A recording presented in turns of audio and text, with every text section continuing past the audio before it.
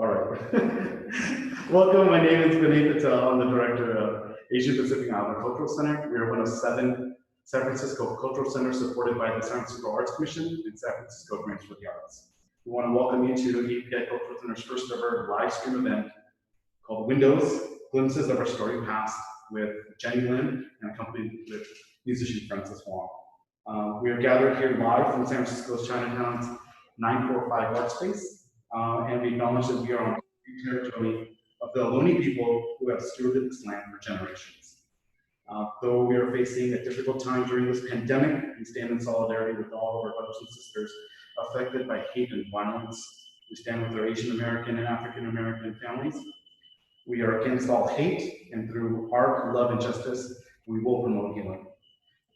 We are practicing social distancing and safety here at 945 Art Space. 945 Art Space is a joint venture project between Asian Improv Arts, Lenore Lee Dance, and API Cultural Center to activate and create space for arts and for artists.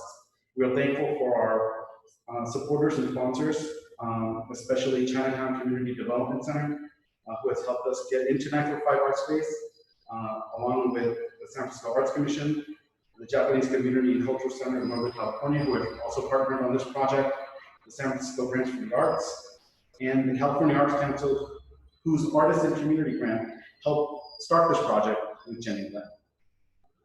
Though we wanted to do this project live, we're still very happy that we're all safe, healthy, and we can still be with each other online. Jenny Lin is a poet, writer, and a San Francisco Jazz Poet Laureate, and a longtime friend to us all. And I'm particularly honored to be able to share in this project with you, Jenny. Thank you very much. Francis Wong is a musician, composer, and band leader. He's the founder and creative director of Asian Improv Arts, and is currently a lecturer at San Francisco State University. Now I'd like to pass this on to Jenny, who will talk about the project and get us started. Thank you, everyone. Thank you, Vinay Patel, for organizing this event for us and for his crew that we don't see, Melody Takata and Diana Lee, for making this possible, this historical event, which is the first Zoom virtual event hosted by our Cultural Center. Thank you very much for doing this. I'd like to introduce again Francis Wong. I'm really deeply honored to be able to collaborate with Francis again. We go back about 35 years, and it's always been a learning experience for me to work with such a talented composer musician, Francis, who deserves all the praise in the world for his playing, his organizing, his activist work, the work with the Asian Improv Arts. So I'm going to open with a poem dedicated to a close friend of ours, especially to Francis, Glenn Horiuchi. June 3rd will have been the 20th anniversary of his passing, and Francis and I had the wonderful experience of having recorded with him. So you want to say a little bit about your relationship with Glenn? Well, I met Glenn when we were both active in the Asian American consciousness movement of the 1980s, and particularly worked closely with organizing Asian American students throughout the West Coast and in a number of different kinds of political campaigns. And Glenn was a dear friend and comrade, and really I learned a lot of things about community work, spirituality, and making art from Glenn. Day of Remembrance.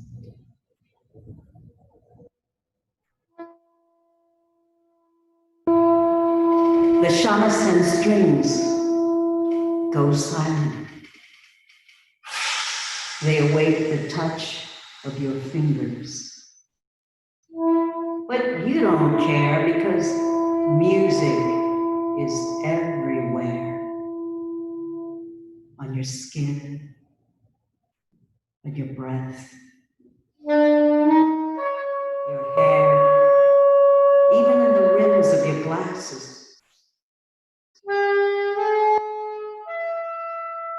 Each note is always the last note. Shikantaza, silent meditation, illumination through and through.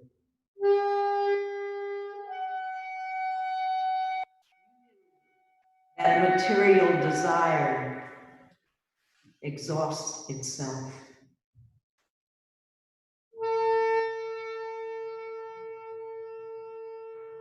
Like the dewdrop, you sat on the petal without losing its fragrance. Yes, you sit on that zafu, listening to the stringless lute, bar after bar, beat after beat, divining notes from memory. Strumming and strumming on that shamisen till the melody emptied itself of beginning and end. Do you remember those gospel Sundays at the Black church where you pumped the organ for believers? And Monday mornings with students who didn't give it their all? Or jazz critics who never seemed to get it? And loved ones who waited and waited and waited for your encore.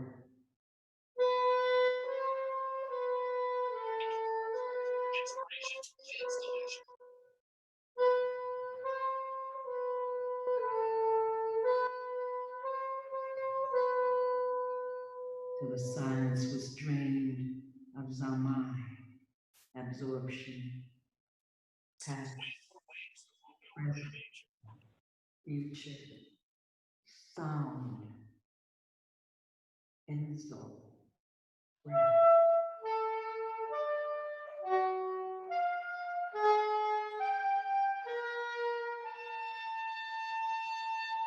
The circle of birth, life, death.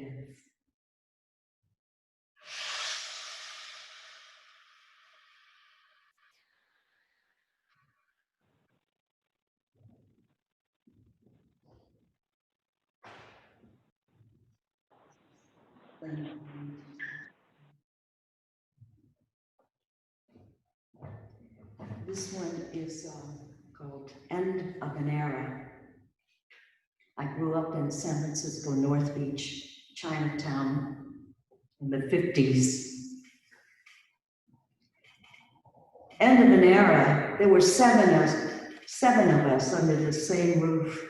And morning till night, the house was filled with laughter, yelling, dancing, singing, fighting. Yes, and crying, for I did my fair share, feeling sorry for myself, being the youngest, the shrimp, rust in the sky, hurt feelings, tears under covers.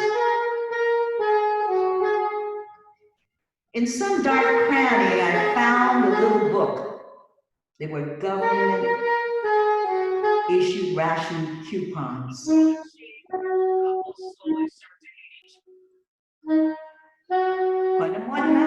What are these? I asked my mom. She didn't speak English. She just glanced at the book, grumbled. Oh, Nina, those? During the war, we had to stand in food lines, and the times were hard, not like nowadays. Wholesome food. I remember FDR, the bombing of Pearl Harbor.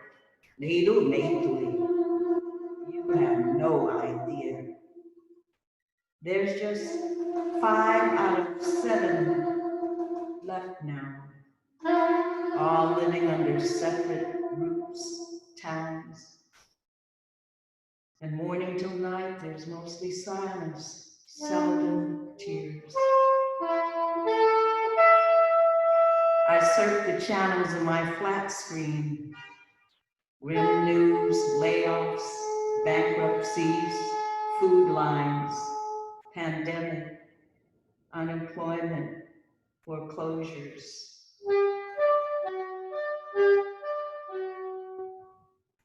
Police killings, Ahmaud Arbery, George Floyd. Looking back from these Trump years, I squint back the tears. Mom would have no idea. Native.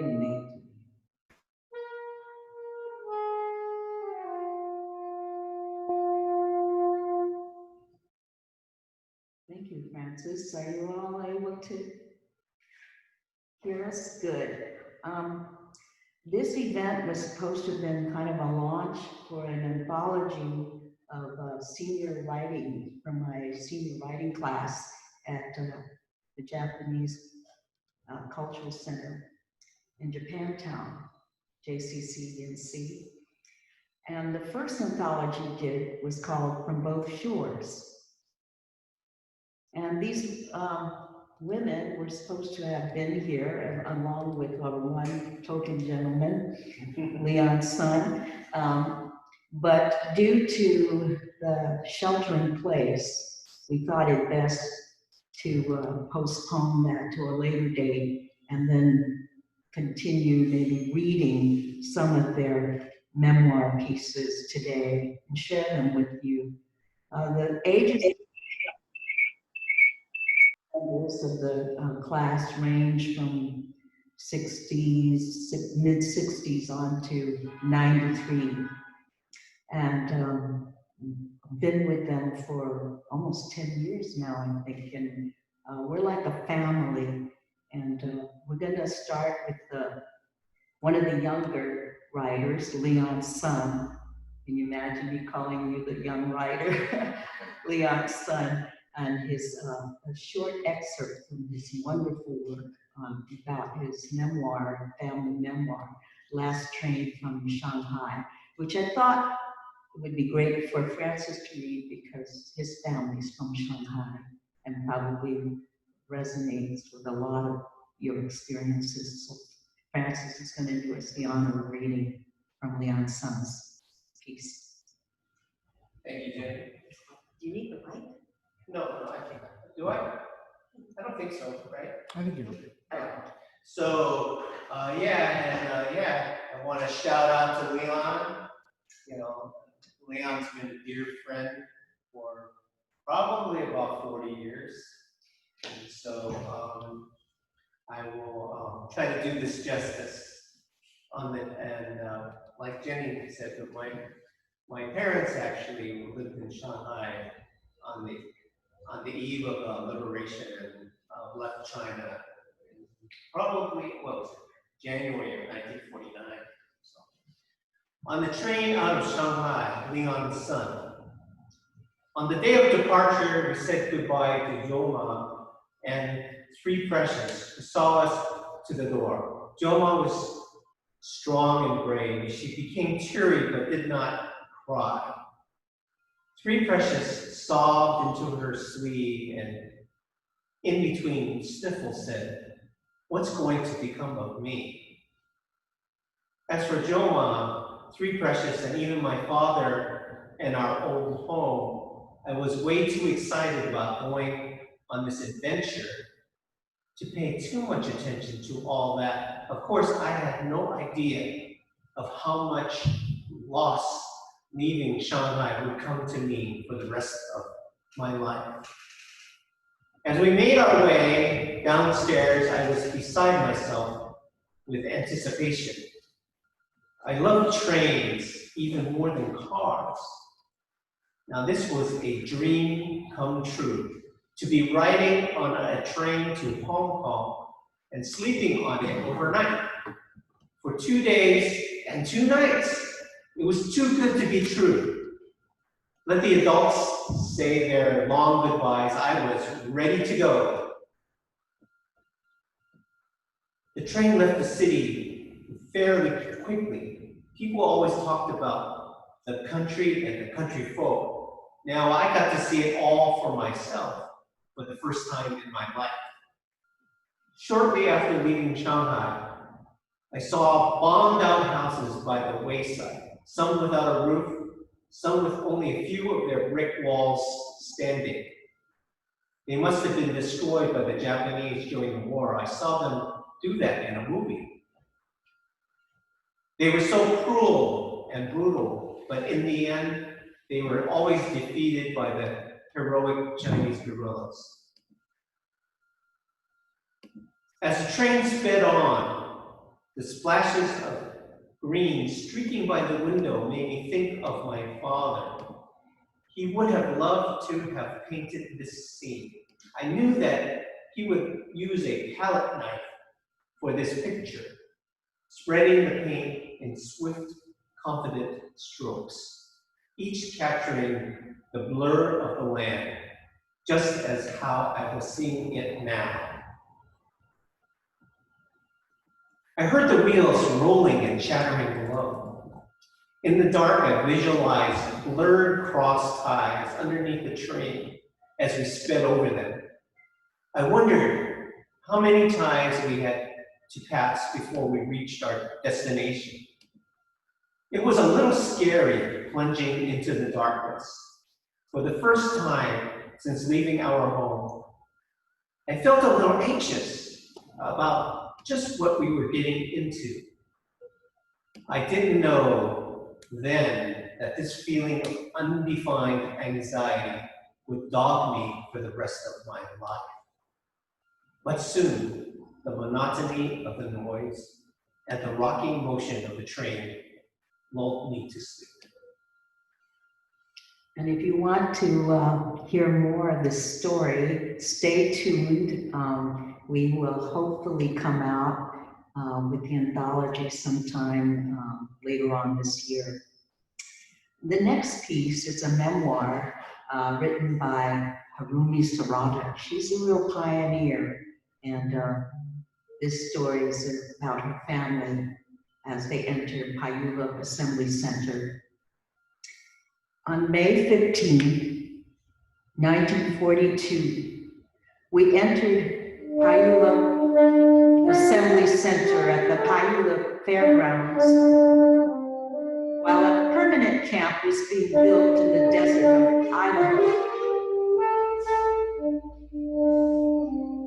On September of 1942, we boarded an old train for our trip to Minidoka relocation camp in southern Idaho. Our train stopped in the middle of the desert, and we noticed a group of white people staring at us. We got on the buses and drove to the camp. We were assigned to a room in Block 3. We stood there surveying our new surroundings, so desolate compared to the green landscape of Washington. We spent 3.5 years there. At the end of 1944, we were able to return to the West Coast, but most of the people were uncertain of their plans. Papa went to Tacoma, but he received some hostile phone calls, so he decided to stay in Idaho to earn some savings to live on until he got a job. We worked until the harvest was over and returned to Tacoma a week before Thanksgiving of 1945. Our family had a hard time recovering. It took us several years before we felt comfortable. I graduated from Fife High School in 1950 and was looking for a job, but not having much luck. Racism was quite prevalent in those days. One day I received a phone call from a lady who said she was from the King County Welfare Office. She wanted me to come in for a job interview. I was puzzled since I never made an application there. But then I remembered I did complete a state application for a high school assignment. I got the job and considered myself lucky. In 1954, I married my husband, Walter Kenichi Sarada, on April 15, 1954, and we were married for 63 years. He died on August 28, 2018, mostly from old age.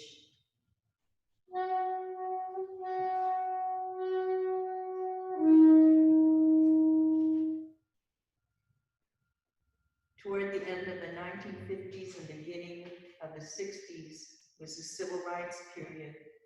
There were many riots, burning a large section of Los Angeles, desegregation of schools, not only in the South, but the Central Valley of California, assassination of the president and other important people.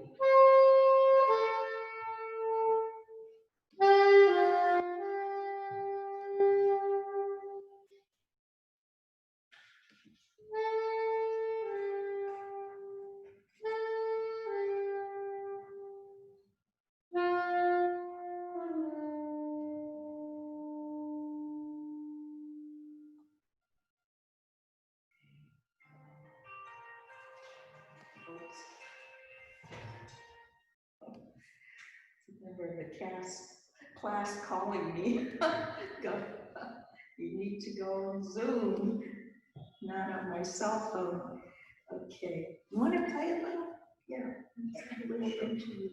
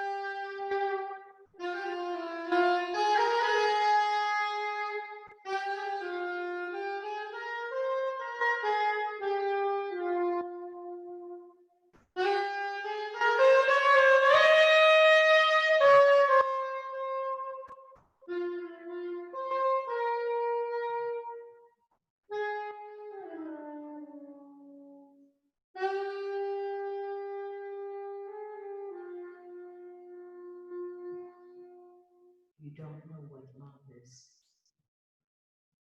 A beautiful rendition, Francis. Thank you. By the Hands of Crane and Badger. This is a story of family resettlement after World War II, 1945 to 1947. This story is told by Michiko Tashiro, who has done a fable about the family camp experience. Papa is the crane and Mama is the badger. Where are we going and how do we get there? Asked Badger. We go home to Kashu, California. That is only home we know. Uncle Sam give us money and train ride to ride anywhere we want to go in America, replies Crane.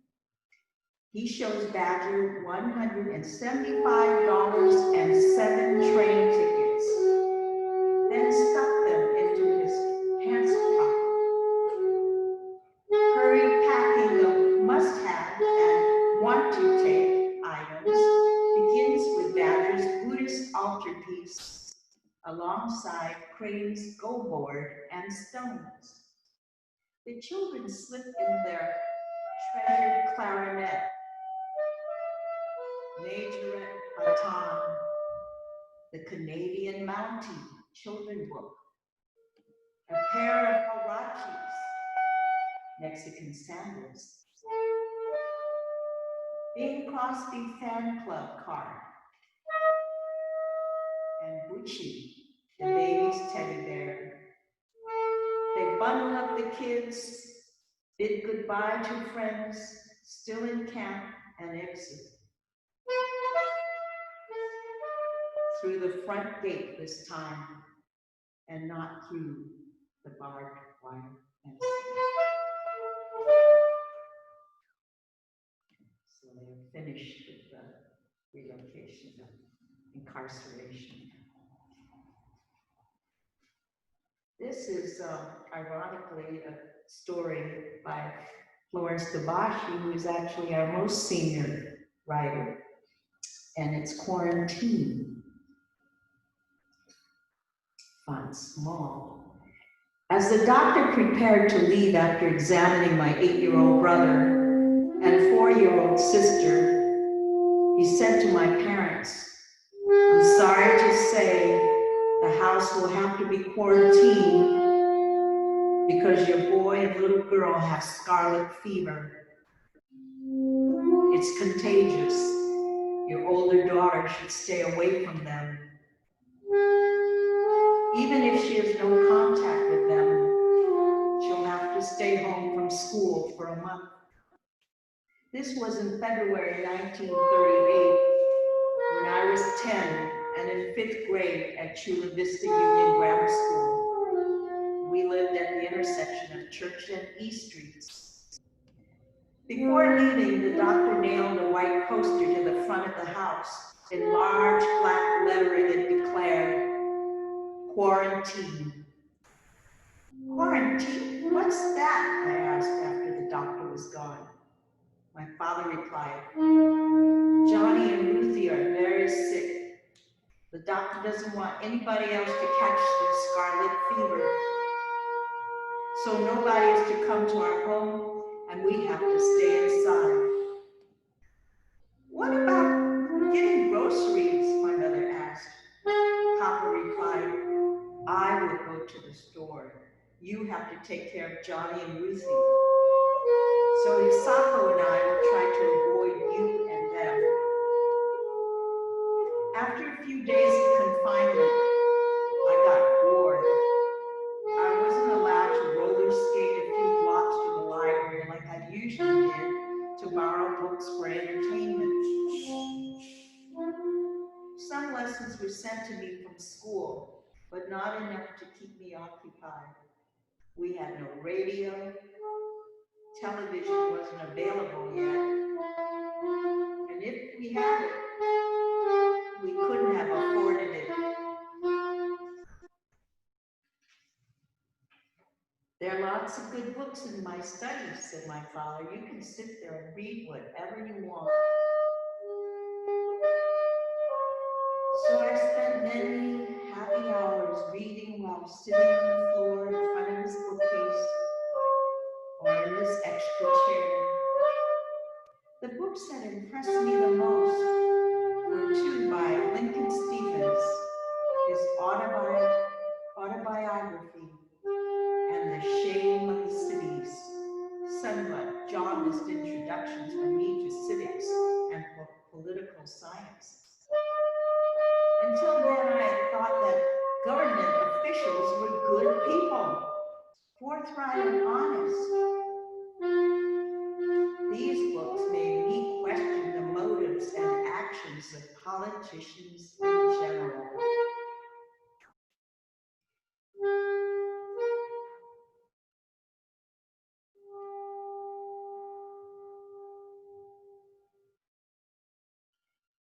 That's a short piece from Florence Tabashi.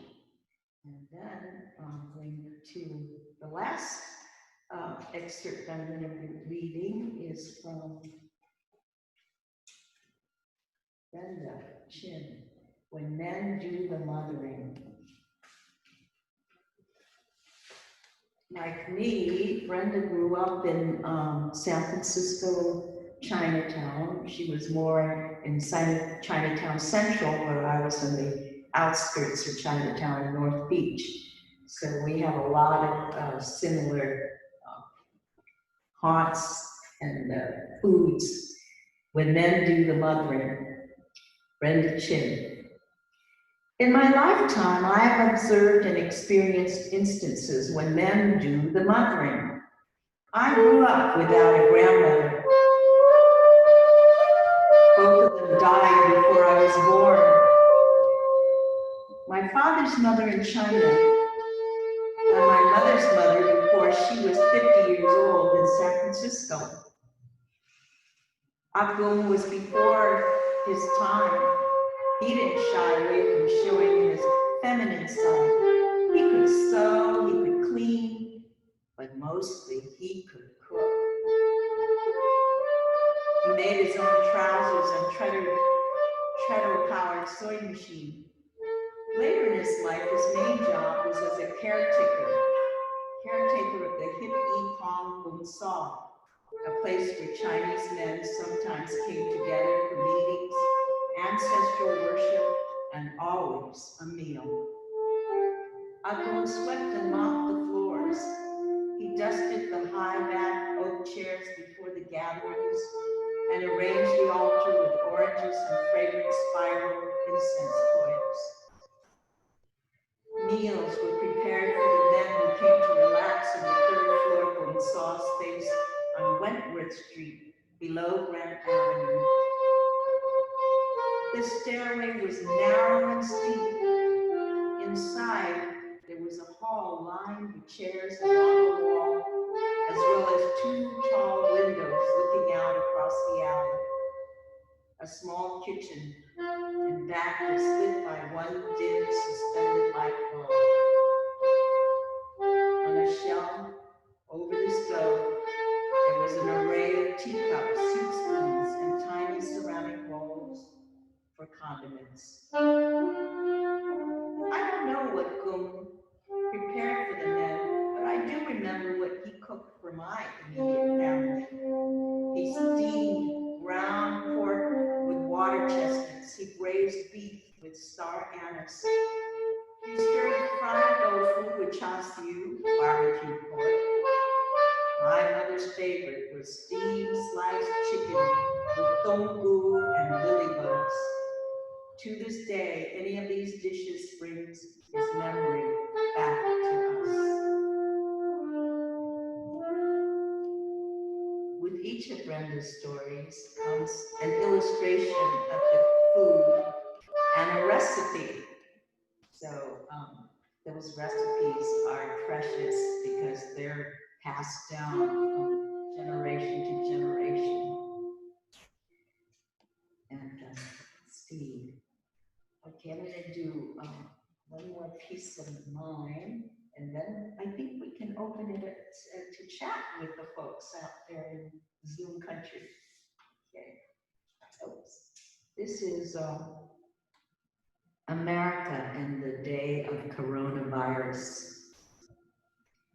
My fellow Americans, I am sheltering in place as of today.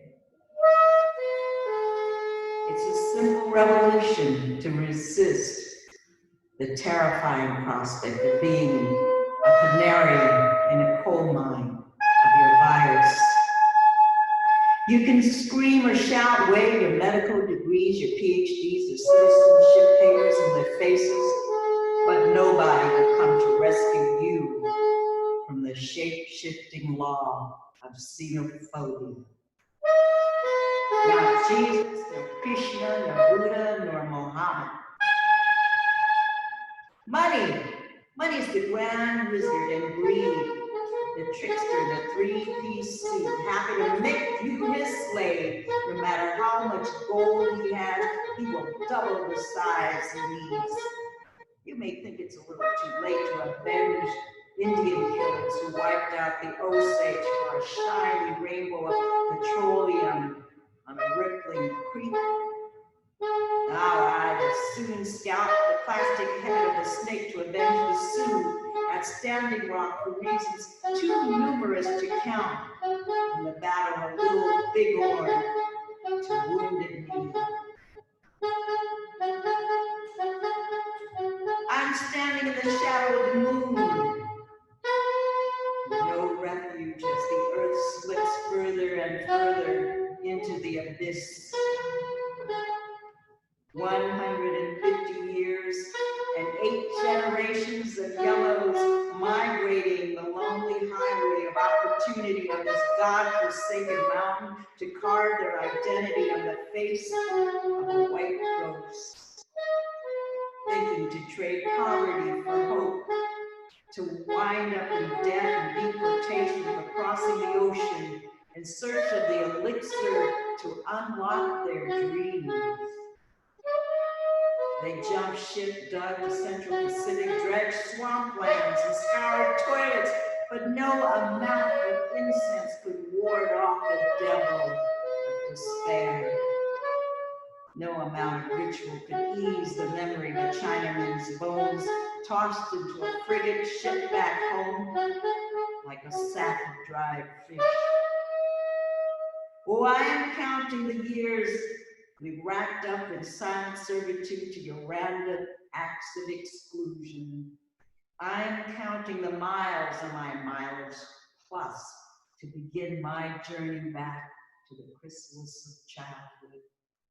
It's a simple revolution to release the grip on my 135-year-old ancestral neck and my grandfather Yinhua's 3 deportations.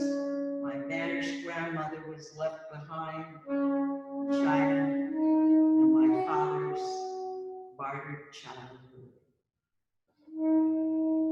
We are what we become. Who can change that?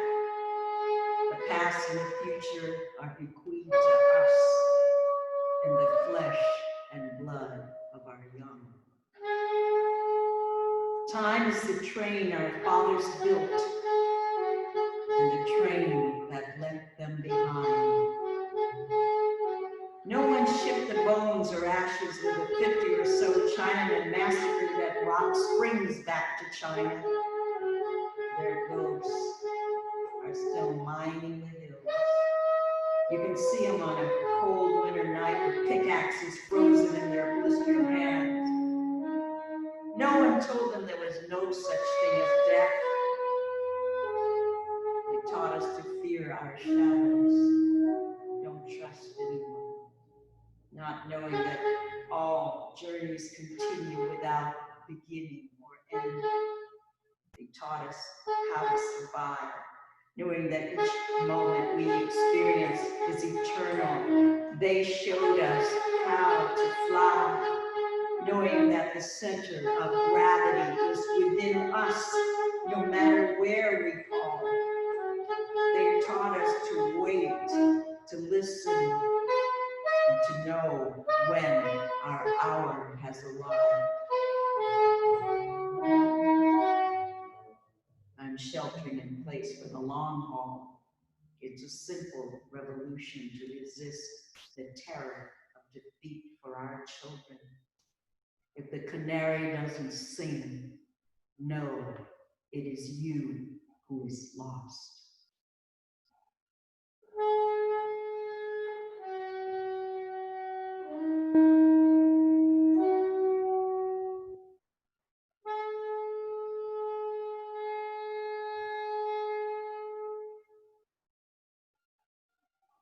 thank you, Francis Wong, for beautiful compliment, and API Cultural Center for this event. Can we talk to people now? Yeah. Let's see if there's anybody who wants to open up a question on chat, or we can unmute them.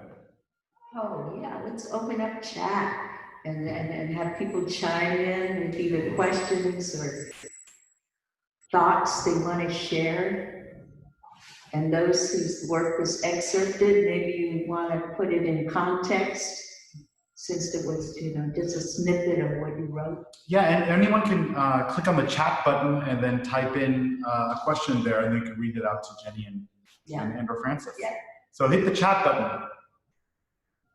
It's a new experience for a lot of folks.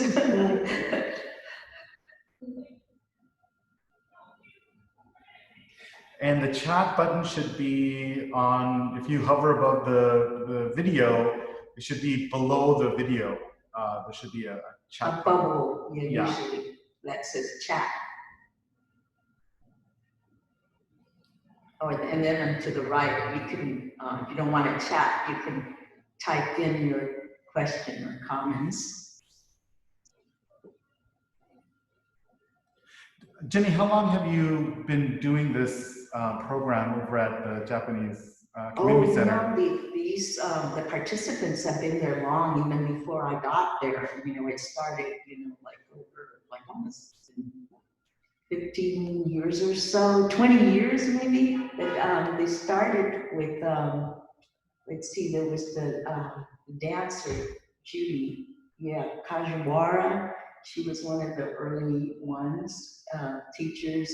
And then I KINSHIP for Shizui Sigo. And then it ultimately took over. I forget when that was, but it's been like 8 years, 9 years since I've been with them. And we lost some folks, wonderful Jenny Wong, who was in this anthology, and Daisy Sakoto, who wrote wonderful satirical pieces, and she's now, in the, I forget, I think she moved back to her house, but she was for a while in a assisted living situation, and then Carol Jan Lee. So we've lost some people over the years, and then with this pandemic, the women have been, very isolated. So I have been concerned about them being so isolated, and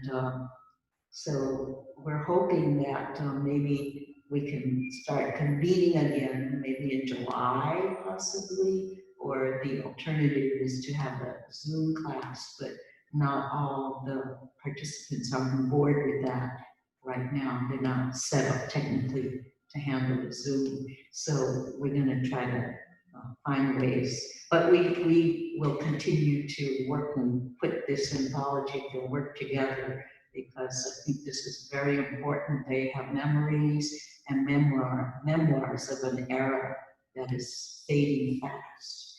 And like you can see from Flo's story about the scarlet fever, is happening again. Prior to that, there was the Spanish flu, which was, shouldn't have been called Spanish flu because it didn't originate in Spain. Right. Yeah, it originated here, but just like Asian flu and all of this. And that last piece I did was a lot of my feelings about what's been happening around Trump's inflammatory speeches about China flu, Chinese flu. And that has really fueled and triggered, it's been about 100 incidents a day of anti-Asian violence, not only in the United States, but in Britain, Australia, and different countries, just people doing nothing, minding their own business, being sucker punched. And a lot of the elderly people who are so vulnerable have been victimized. And this has caused a lot of racial tensions too, because a lot of this, the pitting against African Americans against Asian Americans, and that's kind of what the game, I think, is about, is that you deflect responsibility by pitting ethnicities against each other in this way, and then, you know, it just keeps everybody in a state of chaos. You want to say something about?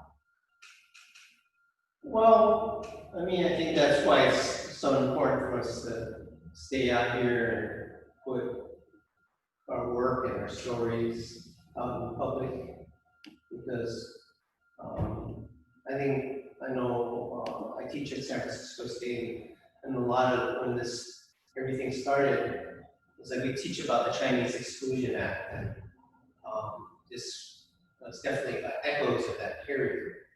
So I think there's a lot of pressure for us to vanish, to disappear.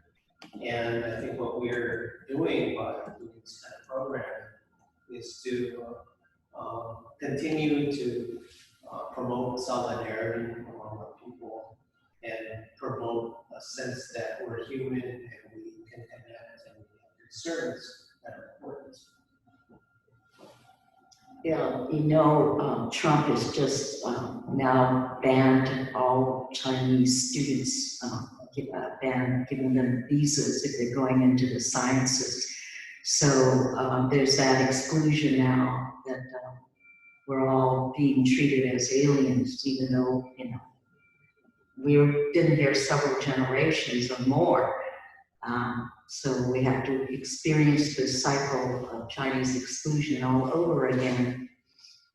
And I saw a posting on the Facebook just last night about this Asian American woman is holding this big banner that says Black Lives Matter.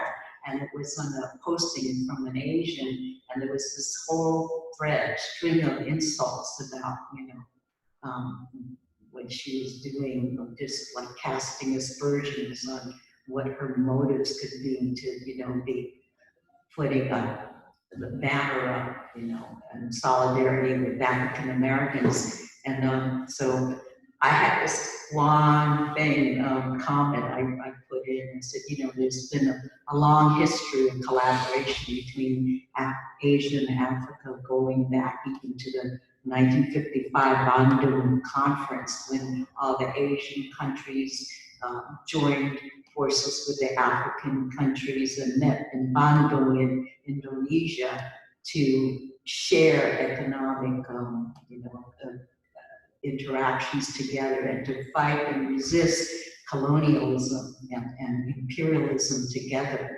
And so it's that spirit that I think artists like Francis, John Jang, and myself, we resonate with that solidarity. And Malcolm X, the work of Yuri Kochiyama, Grace Lee Boggs, they understood that the unity had to be re-examined and re-energized, because without building coalitions among the Arab, you know, community, the Asian American, African American community, and then there's all the Eastern Europeans who are also excluded, you know, we're always going to be divided and we're always going to be conquered. So I got, after I wrote that long piece and mentioned Yuri and Grace, I got, you know, a lot of people liked the comments, so I'm glad I did that. So we got a couple of questions. Oh, first from Jeannie Lowe, and then from our good friend Deborah Wong. So from Jeannie, she says, Jenny and Francis, what inspired you to become Jenny a poet and a writer, and then Francis a musician? And then her second question, maybe you can fold it together, is Jenny, how does your writing come from identity, world events, protests? I think you already talked about some of this, right? And same question for Francis. Does some of your music come from identity, world events, and protests? Well, I guess, well, I mean, music's a human thing, so, you know, I just started playing music when I was a kid, and it, you know, I found that I could do it, you know, and ended up But I think what inspired me to become a musician actually was the Asian American movement. And in response to the Black Arts movement and feeling that I could have a purpose to pursuing art. And in terms of how, and I think that that's fundamental to my artistic work, is that I've engaged in making music as part of an effort to change the society. Because I understood that basically, particularly being inspired by Black musicians, that changing the music of this country would be part of changing the country itself.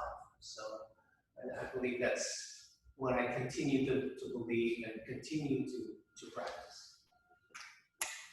Beautiful. Yeah, for myself, I was always dabbling and experimenting with different disciplines, and I liked so many different things. I loved theater, I loved dance, I loved literature, and so I was always hopping around, and all through school, up and through college, I experimented with so many disciplines. Journalism, I was in journalism for a while. And so I think I eventually gravitated toward poetry because it was the one genre that I felt I could bring all of my experiences and insights and skills in all various areas that I had been dabbling with all my life. It would find itself in my voice, in the poetry. And like Francis, I always felt excluded in the literary circles, especially academia, because there were all these standard models of the best poetry, selected best poetry of the year, and I could never resonate quite with their voices. And try as I did, try to emulate, all these different writers, the confessional writers, Anne Sexton, Sylvia Plath, Emily Dickinson, so on and so forth. It was always fake. It was not authentic. And it took many, many years, probably most of my life, to find the voice that is who I am. And that, I always tell young people that, you don't find your voice just like that immediately. And like in classical Chinese art, you have to start imitating to get the techniques and the skills. And then from that outside, you have to keep going in, and in. And a lot of that has to do with struggling with your identity, your background, who you are, your fears, and being open and honest with that in your writing.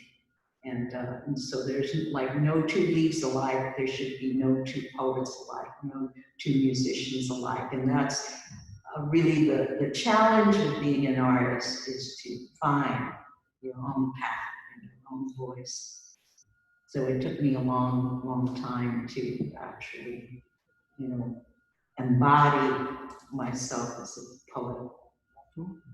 Again, if anybody has any questions, you can put on chat. Our next question is from Deborah, and this is for Jenny and Francis.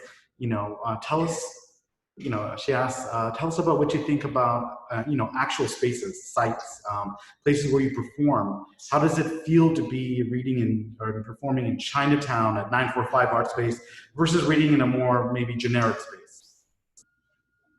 Well, actually, it's like we had this concert, our opening concert a couple months ago, and Hafez Mundirzadeh was playing with Vijay Iyer, and we were having dinner actually down the street at Capitol, and Hafez goes, well, what does it feel having a space in Chinatown? And I said, well, I feel like we're taking our place in the line, because Chinatown has had to struggle for its existence for over 100 years, And we are continuing to fight gentrification today.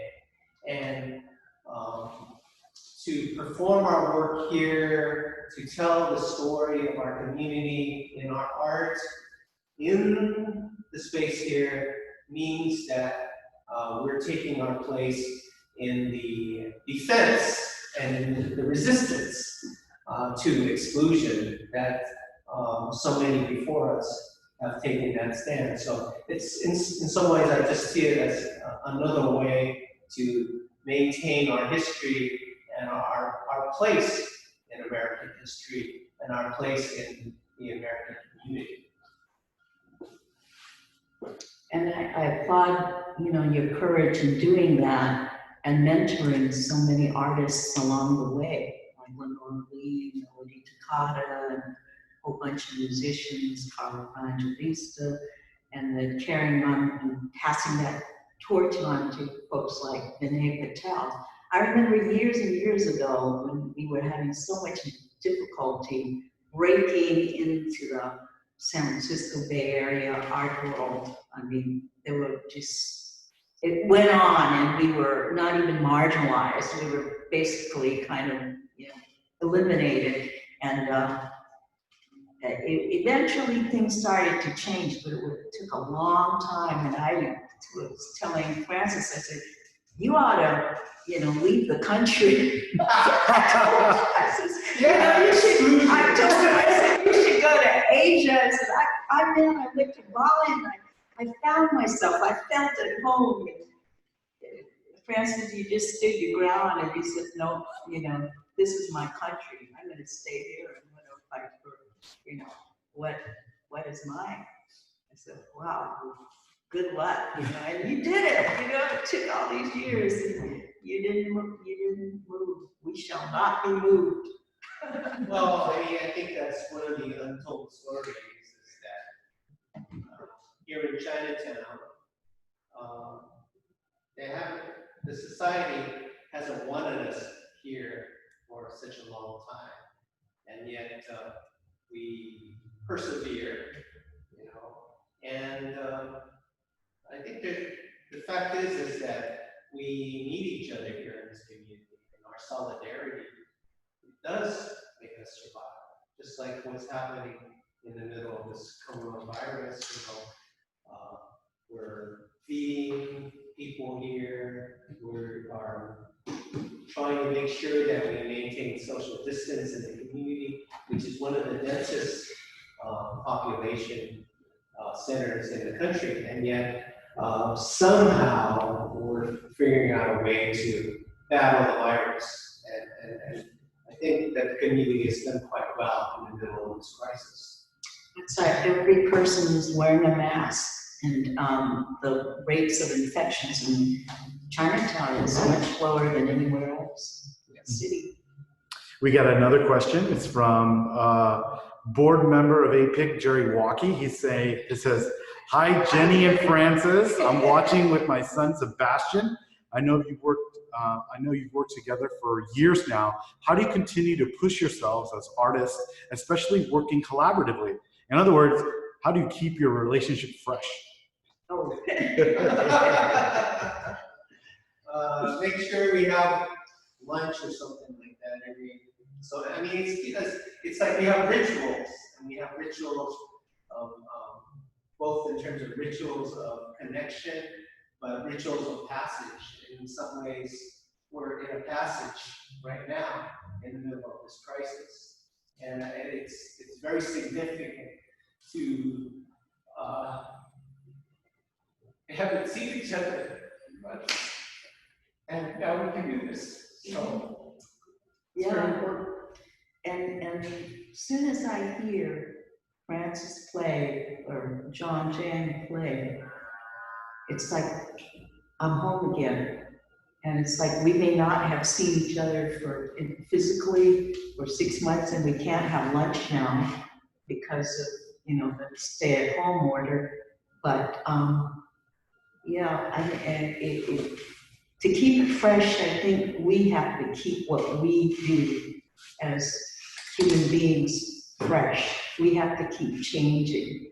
ourselves inside, going deeper. And then so that when we get together, we have something to feed off of each other.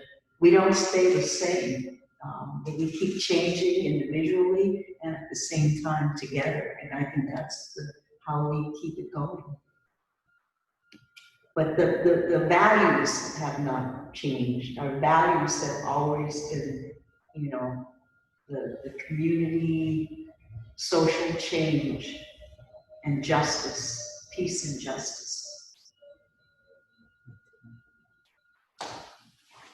We'll wait for one more minute if there's any other questions. While we're waiting, I just wanted to say that I want to thank Jenny and Francis especially for taking, being courageous and doing our first ever Zoom performance, showing that we can be safe and we can still continue to produce art and share with everyone, in this way. And so I really want to thank you for being part of API Cultural Center's festival called Finding Kinship, and this is the first event that we're having, and we're going to have many more, so please go to www.apiculturalcenter.org to find more information about upcoming events. And yes, I also want to thank Asian Improv Arts, Lenora Lee Dance, Chinatown Community Development Center for letting us be here in 945 space. I think this is a nice little template to help us still communicate and engage with with our community. So thank you everyone for spending the time with us here. So. Thank you, Vinay. Love to everyone.